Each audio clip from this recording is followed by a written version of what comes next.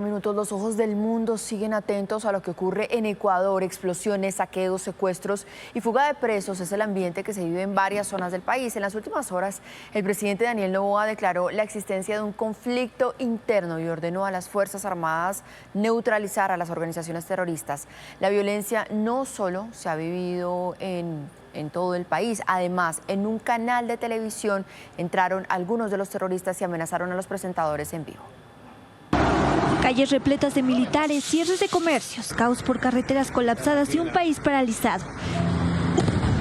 Ecuador vive una jornada de gran tensión con una serie de hechos violentos que han sacudido diversos puntos. Mataron. El presidente Daniel Noboa declaró la existencia de un conflicto armado interno y ordenó al ejército restablecer el orden. Nuestro pueblo está sufriendo y nosotros no podemos permitir eso. La implementación de un estado de excepción incluyó un toque de queda nocturno. Horas antes, Guayaquil entró en un pánico total. Se difundieron videos de caos en las calles, en el metro y en la terminal de buses, donde todo colapsó. Pues sí, se siente un claro nerviosismo en el ambiente y la gente mismo se aleja. Los comercios y centros comerciales también fueron cerrados. Todas las clases del país fueron suspendidas. Al menos 7 policías fueron secuestrados por reclusos en las cárceles y las autoridades confirmaron la fuga de varios reclusos, entre ellos 2 cabecillas, alias El Fito, y Fabricio Colón Pico. En medio de estos actos violentos en el Ecuador hace pocas horas, las autoridades del país confirmaron que 3 policías fueron liberados. Permanecieron en poder de los terroristas desde la noche del lunes en Machala, en el norte del país. Hasta el momento se desconoce el paradero de otros 4 uniformados. Las últimas horas fueron liberados 3 policías que habían sido secuestrados en la ciudad de Machala. Según informaciones oficiales, hay 10 detenidos como presuntos implicados, Maritza, en este hecho delictivo. En Guayaquil se reportan 8 muertos y 2 personas heridas.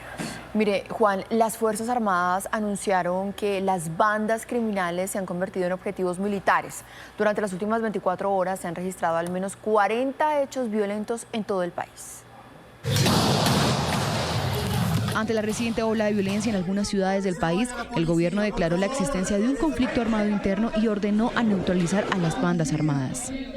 A partir de este momento, todo grupo terrorista identificado en el mencionado decreto se ha convertido en un objetivo militar.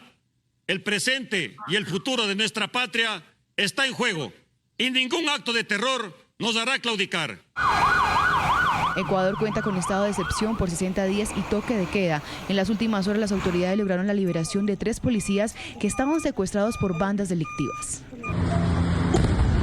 También se registraron explosiones, vehículos incendiados, saqueos y tiroteos en todo el país.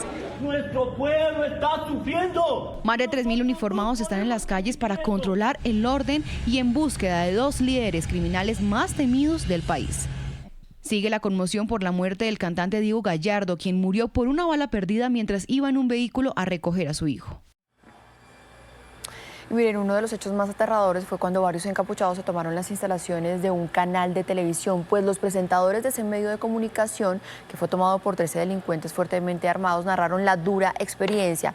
Ellos señalaron que los terroristas dispararon contra 2 camarógrafos. Es el sentimiento de miedo y angustia de varios empleados del canal TC Televisión luego de ser liberados. Nunca nos imaginamos que nos iba a pasar esto dentro de las instalaciones de nuestro canal. Por más de 1 hora fueron retenidos por un grupo de delincuentes que irrumpieron en las instalaciones de la cadena televisiva. Algunos periodistas narraron el terror que vivieron al ver entrar a los delincuentes armados, haciendo tiros al aire y amenazando a todos los presentes. Los sujetos estaban bien armados, armas de largo alcance, encapuchados, pero no queremos que esto se repita en Ecuador. En medio de una transmisión en vivo sometieron al personal para poder dar un mensaje violento. Yo estaba en vivo con Vanessa Fileya, mi compañera Vanessa y yo, dando las noticias después del noticiero, cuando a las 2 de la tarde con 10 minutos o algo así, escuchamos que había pensábamos que era una pelea que había afuera en el estudio, en los pasillos. Pero no fue así. Uno de ellos puso un explosivo en la ropa del presentador y lo obligó a pedirle a la policía que se retirara del lugar. Por interno nos dice el productor y el director de cámara, por favor, tomen cuidado que se nos están metiendo, nos están robando, nos están asaltando, y se escuchaba la voz. Aunque la policía intervino y recuperó el control, se reportaron heridos. Gracias a Dios logramos ubicarnos en un lugar seguro. le dispararon a un camarógrafo nuestro en la pierna, otro le quebraron el brazo. Finalmente, los comunicadores hicieron un enfático llamado a detener la violencia en Ecuador. Aterrador. La comunidad internacional rechazó los actos de violencia en Ecuador. Naciones como Estados Unidos mostraron su apoyo al presidente Daniel Noboa. Desde Colombia, el gobierno del presidente Gustavo Petro expresó su respaldo a la institucionalidad democrática y al Estado de Derecho en Ecuador y expresó su solidaridad con los estudiantes y periodistas que fueron afectados en los recientes hechos de violencia. Perú declaró emergencia en la frontera norte. Retrocedan. Se va a declarar en emergencia toda la frontera norte del país, porque les recuerdo que en el mes de noviembre se emitió un estado de emergencia que ya está vigente y que cubre tanto a Tumbes como a Piura. Pero vamos a declarar la emergencia en los demás departamentos fronterizos, que son Amazonas, Cajamarca y Loreto. A través de un comunicado, la Cancillería de Argentina manifestó su respaldo a las autoridades.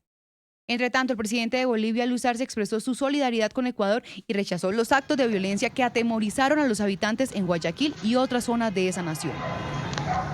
Pero queremos entender qué es lo que está pasando en Ecuador, cuál es el contexto, los antecedentes, por qué se desató esta ola de violencia, y por eso hasta ahora saludamos a Néstor Rosanía. Él es investigador y periodista experto en conflictos armados y columnista además de Noticias RCN. Señor Rosanía, gracias por estar con nosotros. ¿A qué se atribuye toda esta ola de violencia en Ecuador? Tres cosas grandes. Lo primero, Ecuador ha sufrido un efecto globo del fenómeno de la cocaína en Colombia. El 70% de la cocaína que produce Colombia, que es el primer productor a nivel mundial, sale por la costa pacífica nariñense y caucana. Lo que hemos visto es que muchos de estos grupos y organizaciones se han ido trasladando hacia el Ecuador en un efecto globo, y ahí se han creado, digamos, grandes estructuras del narcotráfico, no solo colombiano, sino también tiene tentáculos del cartel de Sinaloa, que han llegado a organizar y a tener negocios y alianzas con grupos ya propios de ecuatorianos, y se están disputando diferentes plazas y mercados del narcotráfico, y eso es lo principal. Néstor, buenos días. ¿Cuáles serían esas medidas que el gobierno de Noboa debe adoptar para controlar a estos delincuentes? Pues lo primero es replantear todo un modelo y una estructura de seguridad. Ecuador no estaba diseñado para afrontar este tipo de criminalidad, este tipo de amenazas. Entonces tiene que cambiar su estrategia en materia de seguridad, en términos legislativos, pero también en términos operativos. Lo segundo, cambiar también un modelo de inteligencia. La inteligencia ecuatoriana no está diseñada para afrontar el fenómeno del narcotráfico desde este punto de vista.